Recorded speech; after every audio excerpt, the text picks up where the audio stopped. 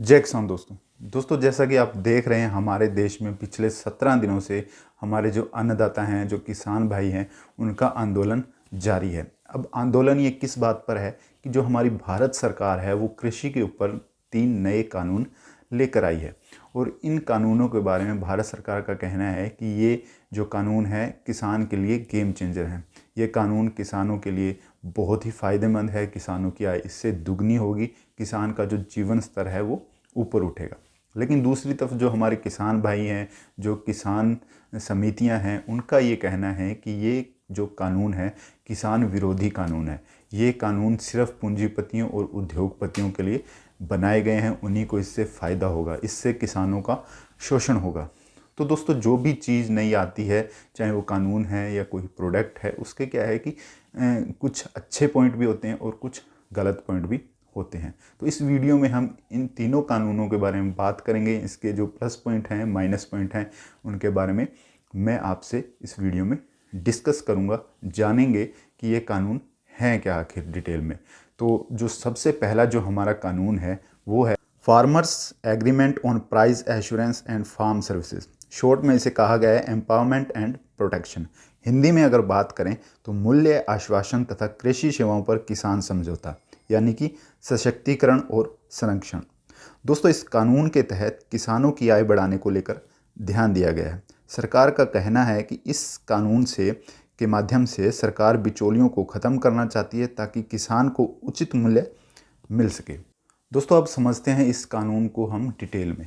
दोस्तों जब किसान अपनी फसल बोता है, उसके बाद फसल पकती है और वो काट के उसे बेचने के लिए मंडी में लेके जाता है, तो वहाँ क्या है कि जो उस फसल का जो भाव है वो किसान के हाथ में नहीं होता। उसके जो फसल का भाव है वो व्यापारी तय करते हैं, जो बिचौलिए यानी कि जो जिन्हें आड़तिया कहते हैं हमने हमारे पंजाब, हरियाणा, राजस्थान में, वो तय करते हैं। तो किसान मेहनत करता है लेकिन उसके जो बेचने का प्राइस है वो इसके हाथ में नहीं होता। लेकिन इस कानून के आने के बाद क्या होगा, दोस्तों एक बात बताना चाहूँगा कि ये कानून वैसे कोई नया नहीं है, हमारे देश में 2012 से ऐसा होता आ रहा है कई राज्यों में। तो दोस्तों इस कानून के तहत होगा क्या कि जो कंपनियां हैं वो सीधे किसान से माल खरीद पाएंगी। अब यहाँ हम एक एग्जांपल से समझते हैं कि मान लीजिए लेज़ है। अब लेज़ को चिप्स बनाने के लिए आलू चाहिए। अब ऐसा तो है नहीं कि लेज़ को 10, 15, 20 किलो आलू चाहिए, अब उसे चाहिए हज़ारों टन के अंदर आलू। अब वो जो आलू खरीदती है इस टाइम, वो खरीदती है व्यापारियों से, जो कि उसे महंगा पड़ता है। लेकिन इस कानून के बाद क्या होगा कि वो कंपनी लेज़ आलू सीधा किसान से खरीद सकेगी। अब इसके तहत होगा क्या कि मान लीजिए लेज़ को 1000 टन आलू चाहिए। अब 1000 टन आलू कितनी जगह में होगा उसका एस्टिमेट लेज़ लगाएगी कि मान लीजिए 5 गांवों की ज़मीन में 1000 टन आलू से मिलेगा। तो ऐसा नहीं है कि जो 5 गांवों की ज़मीन है वो एक ही किसान के पास होगी, वो उसमें सैकड़ों किसानों की ज़मीन होगी, किसी के पास कम, किसी के पास ज़्यादा। तो वहाँ लेज़ कंपनी क्या है कि किसानों से एग्रीमेंट करेगी कि आप अपनी ज़मीन में आलू बोइए और उस आलू को हम खरीदेंगे, उसका जो रेट है वो अब हम अभी तय कर लेते हैं। तो यहाँ क्या है कि किसान को फ़ायदा है। अब फ़ायदा कैसे है कि जब आलू निकलता है, मान लीजिए आलू की फसल तैयार होगी, तो उसके बाद जब आलू बम्पर पैदावार होती है तो रेट वहाँ कम होता है, लेकिन 4-5 महीने बाद उसका रेट बढ़ जाता है। तो आज जब फसल बीजने से पहले कंपनी जब किसान का आलू खरीदने के लिए आई है, तो वहाँ क्या है कि किसान अपने जो प्राइस है वो आज का प्राइस ले सकता है। मान लीजिए आज आलू का प्राइस है 30 रुपये किलो, तो किसान कहेगा कि जी मैं आपको आलू दे दूंगा 30 रुपये किलो के हिसाब से। तो मान लीजिए किसान और कंपनी की बार्गेनिंग करके वो रेट तय होता है 25 रुपये किलो में। तो अब यहाँ क्या है कि किसान की टेंशन भी ख़त्म है आलू को बेचने की। आलू तैयार होगा और किसान कंपनी को उस रेट में दे देगा। अब यहाँ कंपनी की भी टेंशन ख़त्म है कि उसे बाद में आलू खरीदने की। कंपनी अपना आराम से 3-4 महीने मार्केटिंग सेल्स पर ध्यान दे सकती है। जब आलू की फसल तैयार होगी, कंपनी अपना व्हीकल भेज देगी, किसान उस आलू को तुलवा कर अपनी पेमेंट ले लेगा। तो इसमें क्या है कि किसान को भी अच्छा रेट मिल जाएगा और कंपनी को भी, जो बीच में कमीशन देना पड़ता है वो भी यहाँ पर बच जाएगा। तो इस तरीके से क्या है कि इस कानून का किसानों को फ़ायदा है। और अगर मैं मेरी पर्सनल राय बात करूँ तो मेरे हिसाब से भी जो ये कानून है वो किसानों के लिए फ़ायदेमंद है। लेकिन इसमें दिक्कत कहाँ है? दिक्कत यहाँ आती है कि मान लीजिए आज किसान और कंपनी के बीच में एग्रीमेंट हुआ है 20-25 रुपये किलो आलू का, लेकिन मान लीजिए जब आलू की फसल निकलती है तो आलू का रेट है 10 रुपये किलो। तो वहाँ अगर मान लीजिए कंपनी किसान को मना कर देती है कि हम 25 रुपये के हिसाब से नहीं खरीदेंगे, हम 10 रुपये के हिसाब से आलू खरीदेंगे। और दूसरी कंडीशन ये हो सकती है कि मान लीजिए आलू आज 25 रुपये का कॉन्ट्रैक्ट हुआ है कंपनी और किसान के बीच में, लेकिन जब आलू की फसल आई तो उस टाइम क्या है कि महंगाई बढ़ गई और आलू का जो कीमत है वो है 35 रुपये किलो। तो ऐसे में किसान उस कंपनी को आलू न देकर बाहर 35 रुपये किलो के हिसाब से बेच देता है। तो इन दोनों ही सिचुएशन में इनका समझौता कौन करवाएगा? तो इसके लिए सरकार ने व्यवस्था रखी है कि ऐसा अगर कोई मामला होता है तो एसडीएम कोर्ट में इसे सुलझाया जा सकता है। तो इसी के ऊपर सारा विवाद है इस कानून के ऊपर। किसानों का कहना है कि एसडीएम कोर्ट एक छोटे स्तर का कोर्ट है। यहाँ पर क्या है कि एक पीसीएस रैंकिंग का अधिकारी रहता है, वही मुकदमा सुनता है और वही फैसला देता है। तो किसान भाइयों को कहना है कि यहाँ किसानों का शोषण हो सकता है, क्योंकि जो किसान रहते हैं हमारे देश में वो लगभग 85% छोटे किसान हैं। छोटे किसानों से यहाँ सरकार का आशय है कि जिन किसानों के पास 2 हेक्टेयर या 2 हेक्टेयर से कम ज़मीन है, तो ऐसे में क्या है कि किसानों के पास अधिक पूंजी नहीं रहती, लेकिन कंपनी क्या है कि पैसा लगाकर उस अधिकारी को खरीद सकता है, जिससे कि किसानों को न्याय नहीं मिलेगा और किसानों का शोषण होगा। तो इस कानून का जो विरोध है वो इसलिए हो रहा है कि किसानों के लिए यहाँ पर एक अच्छी न्याय की व्यवस्था की जाए। दोस्तों, जो दूसरा कानून है उसका नाम है एसेंशियल कमोडिटीज अमेंडमेंट। दोस्तों, अगर हिंदी में बात करें तो आवश्यक वस्तु। दोस्तों, ये एक संशोधन है। दोस्तों, इस कानून के तहत क्या है कि अनाज, खाद्य तेल, आलू, प्याज को अनिवार्य वस्तु नहीं माना जाएगा। इसका अब भंडारण किया जाएगा। इसके तहत कृषि में विदेशी निवेश को आकर्षित करने का सरकार प्रयास कर रही है। दोस्तों, अब समझते हैं इस कानून को डिटेल में। दोस्तों, पहले क्या होता था कि जो कुछ फसलें हैं जैसे दालें हैं, आलू है, प्याज है, इनको क्या है कि जो पूंजीपति लोग हैं, जो बड़े व्यापारी हैं, कंपनियां हैं, वो सस्ते में खरीद कर बाद में भंडारण कर लेती थी इनका बड़े लेवल पे। और जब इनकी मांग बढ़ती थी तो वो इनका दाम बढ़ाकर इन्हें बेचते थे। लेकिन 1955 में सरकार द्वारा एक कानून लाया गया कि इन चीज़ों का भंडारण एक सीमित क्वांटिटी तक किया जा सकता है, लेकिन कि इससे ऊपर अगर कोई इन चीज़ों का भंडारण करेगा, स्टॉक करेगा, तो उसे कानूनी कार्रवाई की जाएगी, सज़ा भी हो सकती है, जुर्माना भी दिया जा सकता है। लेकिन अब 2020 में इस एसेंशियल कमोडिटीज़ कानून के जरिए क्या किया गया है कि इन चीज़ों के ऊपर भंडारण से रोक हटा दी गई है। यानी कि कोई भी व्यक्ति इन चीज़ों का अनलिमिटेड भंडारण कर सकता है। सरकार का कहना है कि जो ये कानून है इससे किसानों को बहुत बड़ा फ़ायदा होगा। कैसे? कि किसान अपनी जो फसल है उसे स्टॉक कर सकता है और जब 2-4 महीने बाद फसल का रेट अच्छा मिले तो वो बेच सकता है।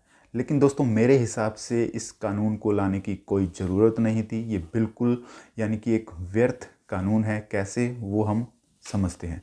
दोस्तों, आपको पता है कि जो हमारे देश में क्या है कि जो 85% किसान हैं वो छोटे किसान हैं। छोटे किसानों से मतलब मैंने पहले भी बताया कि जो किसान जिनके पास 2 हेक्टेयर या उससे कम ज़मीन है। अब ऐसे में क्या है कि जब किसान की फसल निकलती है, मान लीजिए आलू पर ही बात ले लेते हैं, तो मान लीजिए किसान का आलू तैयार है, उसने आलू निकाल लिया। तो अब पहली बात ये है कि जो इतनी संख्या में छोटे किसान हैं उनके पास इतनी जगह अवेलेबल नहीं है कि वो उस आलू को स्टोर कर सकें। पहली बात तो है जगह की, क्योंकि किसान के पास खुद की रहने की जगह की भी दिक्कत होती है, तो वो स्टोर कहाँ करेगा।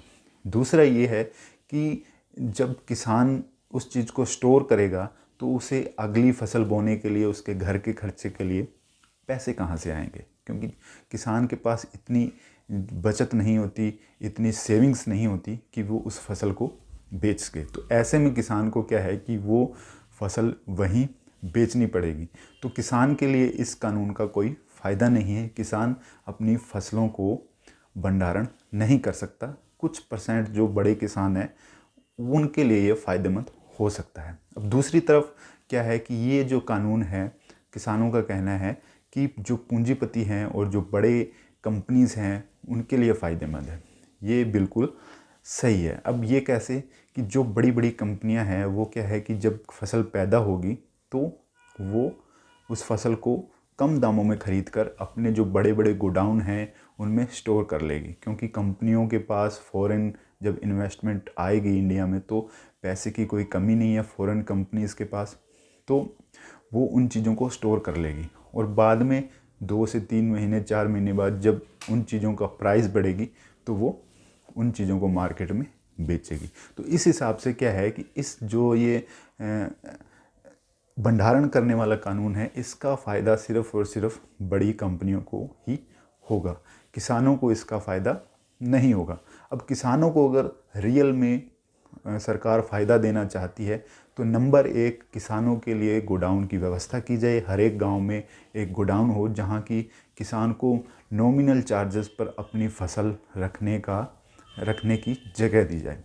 दूसरा, किसान को अपनी फसल रखने के बाद जो उसे अगली फसल बुआई के लिए और अपने घर के खर्चे के लिए जो पैसे चाहिए वो सरकार बहुत ही कम ब्याज पर उन्हें प्रोवाइड करवाए, क्योंकि अभी किसानों की हालत बैंकों में बहुत ख़राब रहती है।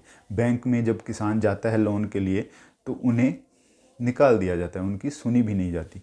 तो ये 2 काम अगर सरकार करती है तो उसके बाद किसान अपनी फसल भंडारण कर सकता है और बाद में अच्छे रेट आने पर उसे बेच सकता है। अदरवाइज़ इस कानून की कोई ज़रूरत नहीं है। ये कानून मेरे हिसाब से व्यर्थ है। दोस्तों, जो तीसरा कानून है वो ये है farmers produce trade and commerce promotion and facilitation. Hindi में अगर बात करें तो कृषि उपज व्यापार और वाणिज्य संवर्धन और सुविधा। दोस्तों, इस कानून के तहत किसान देश में किसी भी कोने में अपनी उपज की बिक्री कर सकेंगे। अगर राज्य में उन्हें उचित मूल्य नहीं मिल पा रहा या मंडी में सुविधा नहीं है तो किसान अपनी फसलों को दूसरे राज्यों में ले जाकर फसलों को बेच सकता है। साथ ही फसलों को ऑनलाइन माध्यम से बेचने की व्यवस्था सरकार करेगी। दोस्तों, इस कानून के संदर्भ में अगर बात करें तो ऐसा नहीं है कि इस कानून के आने के बाद ही जो किसान है वो अपना प्रोडक्ट मंडियों से बाहर बेच पाएंगे या दूसरे राज्य में बेच पाएंगे। इस कानून से पहले भी किसान अपना जो प्रोडक्ट है वो मंडियों से बाहर बेचते आए हैं। जो सरकार की एक संस्था है जो कि आंकड़े उपलब्ध करवाती है उसके अनुसार सिर्फ 6% अनाज ही मंडियों में बिकता है। उसके अलावा जो 94% अनाज है जो किसान के जो प्रोडक्ट हैं वो किसान बाहर बेचता है या रिटेलर में बेचता है या जो बड़े बड़े व्यापारी है उनको बेचता है। अब गवर्नमेंट का कहना है कि इस कानून से क्या है कि किसान अपनी फसलों को भारत में कहीं भी बेच पाएगा, किसी भी स्टेट में बेच पाएगा। अगर अपने राज्य में कीमत सही नहीं है या मंडी की सुविधा उपलब्ध नहीं है तो वो दूसरे राज्य में ले जाकर बेच सकता है। तो ये चीज़ें तो पहले से होती आ रही हैं, लेकिन इस कानून का एक फ़ायदा ये होगा कि सरकार ऑनलाइन बेचने की व्यवस्था करेगी। तो जिससे क्या है कि किसान अपनी जगह पर बैठे बैठे ही, मान लीजिए कोई राजस्थान का किसान है तो वो मुंबई के व्यापारी को अपना प्रोडक्ट बेच सकता है। ये फ़ायदा ज़रूर होगा। दोस्तों, अब जो विवाद है, जो किसान आंदोलन है, जो किसान आंदोलन का मुद्दा है वो सारा इसी कानून के ऊपर ही डिपेंड है। दोस्तों, पहले क्या होता था, पहले के ज़माने में कि किसान अपनी फसलें जब उगाता था तो क्या है कि जो गांवों में साहूकार होते थे उनसे क्या है कि पैसे उधार लेता था, जैसे कोई घर में शादी है या घर की ज़रूरतों के लिए। और बाद में अगर किसान उस पैसे को चुका नहीं पाता था तो वो जो साहूकार हैं वो क्या है कि किसान की फसल छीन कर ले जाते थे, जिससे कि किसान ज़्यादा से ज़्यादा गरीब होता चला गया। लेकिन उसके बाद क्या है कि सरकार ने आज़ादी के बाद कानून बनाया, ये मंडियां बनाई जिन्हें कि APMC कहा जाता है, यानी कि एग्रीकल्चर प्रोड्यूस मार्केट कमेटी। अब इन कमेटियों जो ये मंडियाँ बनाई गई है, इनका रोल क्या होता था कि ये क्या है होता है कि ये किसान का जो माल है वो खरीदते हैं। अब यहाँ खरीदता कौन है? यहाँ खरीदते हैं आड़तिए, जिन्हें कि सरकार बिचौलिया कहती हैं। अब ये आड़तिए करते क्या हैं कि किसान का जो प्रोडक्ट है वो खरीदते हैं और इन्होंने अपने स्टोर गोडाउन बना रखे होते हैं, उसमें स्टोर करते हैं और बाद में जो कंपनियां हैं वो इनसे ख़रीदती हैं, जो रिटेलर हैं वो इनसे ख़रीदते हैं। अब अभी हो क्या रहा है, गवर्नमेंट किस लिए कह रही है कि किसानों को फ़ायदा होगा। अब जब किसान अपना प्रोडक्ट बेचता है, मान लीजिए आलू की ही बात करते हैं, मान लीजिए किसी किसान के पास 1 ट्राली आलू हुआ है, तो अब वो अगर 1 ट्राली आलू, मान लीजिए उसे पता है कि अगर वो इकट्ठा आड़तिए को बेचेगा तो उसको 10 रुपये किलो मिलेगा, लेकिन अगर वो रिटेल में बेचेगा तो उसे 20 या 25 रुपये किलो वो आसानी से बेच सकता है। लेकिन दिक्कत क्या है कि अगर वो रिटेल में बेचेगा तो उसे 1 ट्राली आलू बेचने में काफ़ी समय लगेगा और वो स्टोर उसे कर नहीं सकता। तो ऐसे में क्या है कि उसे उस आड़तिए को ही वो चीज़ बेचनी पड़ती है। अब आड़तिया उसे देता है 10 रुपये किलो के हिसाब से, लेकिन किसानों की मजबूरी है, वो उसे बेचना पड़ता है। तो यहाँ गवर्नमेंट कह रही है कि किसान अब उन आड़तियों की बजाय अपनी फसल को कहीं भी बेच सकता है, जिससे कि उसे अच्छा प्राइस मिल सके। लेकिन विवाद क्या है कि यहाँ जो आड़तिए हैं उनका ये कहना है कि अगर किसान बाहर फसल बेचेगा तो उन्होंने जो अपने गोडाउन, जो उन्होंने स्टोरेज बना रखी है, उस पर जो इन्वेस्टमेंट कर रखी है, उसका क्या होगा। लेकिन दोस्तों ये यहाँ विवाद का मुद्दा नहीं है। यहाँ किसानों को क्या दिक्कत है कि किसानों को लगता है कि उनका एमएसपी यहाँ इस कानून की वजह से ख़त्म हो जाएगा। अब एमएसपी क्या है? Minimum support price. अब ये क्या है कि गवर्नमेंट मान लीजिए गेहूं या जैसे धान की फसल खरीदती है, ये लगभग 24 फसलों के आसपास एमएसपी के अंडर आता है। तो एमएसपी का मतलब क्या है कि गवर्नमेंट इसका एक मिनिमम रेट तय कर देती है कि मान लीजिए जो गेहूं है का रेट है 1950 रुपये क्विंटल। तो इससे नीचे किसान की जो गेहूं है वो नहीं बिकेगी, 1950 या उससे ऊपर ही किसी को खरीदनी पड़ेगी। तो इसका एमएसपी का मतलब ये है।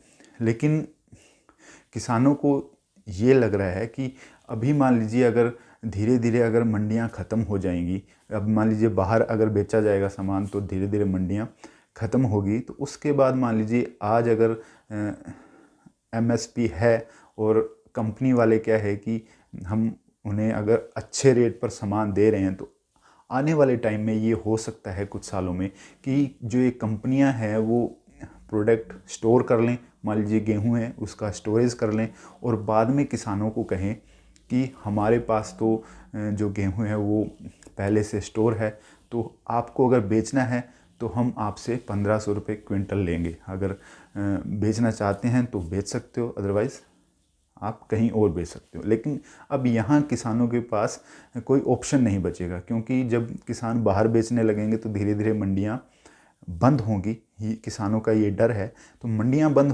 हो जाएंगी तो किसानों के पास वही ऑप्शन बचेगा, तो किसानों को अपनी फसल कम दाम में बेचनी पड़ेगी। तो इसी को लेकर किसानों के मन में डर है कि अगर एमएसपी ख़त्म हो गया तो उनकी फसलों का रेट नहीं मिलेगा। इसी को लेकर किसानों का जो ये आंदोलन है वो है कि किसान फसलों का मिनिमम जो रेट है वो तय करे, हमें लिखित में दे और उससे कम हमारी फसल न बिके। तो दोस्तों, जिन बातों को लेकर किसान आंदोलन कर रहे हैं वो काफ़ी हद तक सही है, क्योंकि किसानों का डरना भी जायज़ है।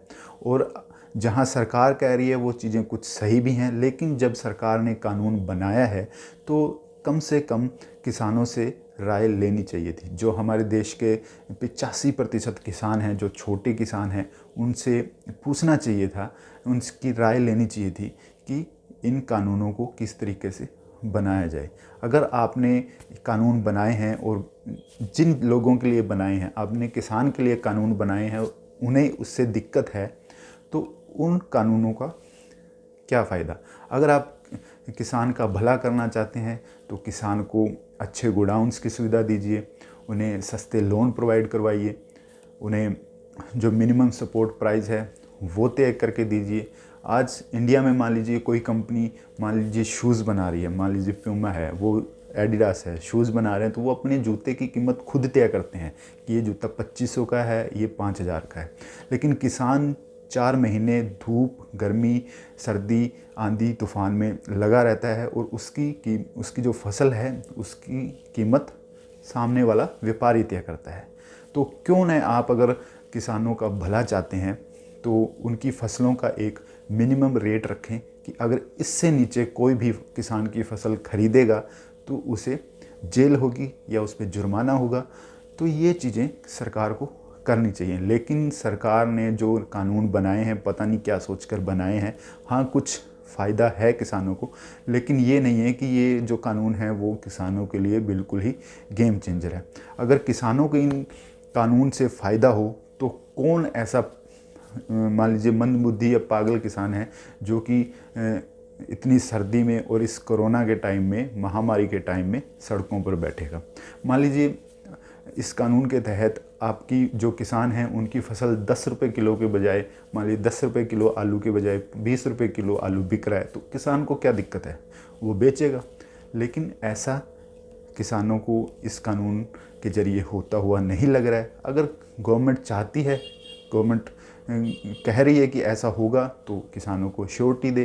क्योंकि दोस्तों ये अन्नदाता हैं हमारे देश के, अगर ये संतुष्ट नहीं है तो हमारे जो देश है उसका विकास नहीं हो सकता। अब कोरोना के टाइम में जब हमारी देश की जीडीपी माइनस में थी तो उसमें जो अगर किसानों का सहयोग नहीं होता तो वो उससे भी ज़्यादा माइनस में जाती।